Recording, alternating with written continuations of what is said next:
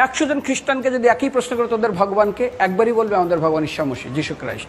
মুসলমানকে জিজ্ঞাসা করবে 3 থেকে 5 মানে মৃত্যুর আগে পর্যন্ত, যাকে এই তোদের ভগবানকে, একই উত্তর দেবে, ভাই আমাদের ভগবান হলো আল্লাহ। হিন্দুদেরকে যদি একই প্রশ্ন করা হয়, ভাই তোদের ভগবানকে, কনফিউজ। 100% হিন্দু 100% কনফিউজ, জানে না ভগবানকে।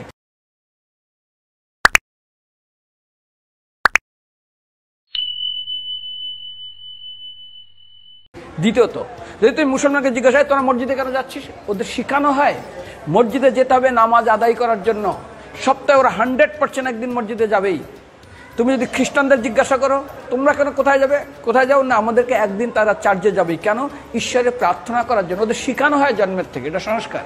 আর হিন্দুদের যদি জিজ্ঞাসা করে তোমরা মন্দিরে কেন যাচ্ছ, হ্যাঁ আমার ছেলের বিয়ে হচ্ছে না, আমার মেয়ের বাচ্চা হচ্ছে না, আমার বাবা হসপিটালে আছে, কালকের আমার মামলার ডেট আছে, আমার ব্যবসা খুব খারাপ, আমার শরীর খুব খারাপ।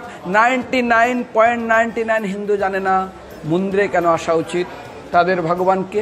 মৃত্যুর পরে কোথায় যাবে, মুসলমানকে জিজ্ঞাসা করবে মৃত্যুর পর কোথায় যাবে, বলবে ভাই নামাজ রোজা যদি না করি দোজকে যাব, অর্থাৎ নরকে যাব।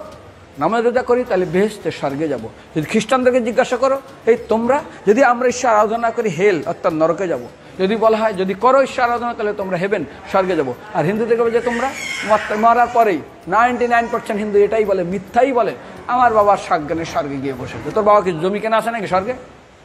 তোর বাবা জমি কেনা আছে যে তোর বাবা মরার পরে স্বর্গে গেছে, হোয়াটসঅ্যাপ করে দেখি এই যে অ্যাটাচ বাথরুম, টয়লেট, আমি একদম ভালোভাবে পৌঁছে গেছে, তোর বাবা স্বর্গে গেছে, জানিস তুই? আরে মৃত্যুর আগে এত কষ্ট পায়, এত কিছু করে, মারার পরে আমার বাবা স্বর্গে গেছে।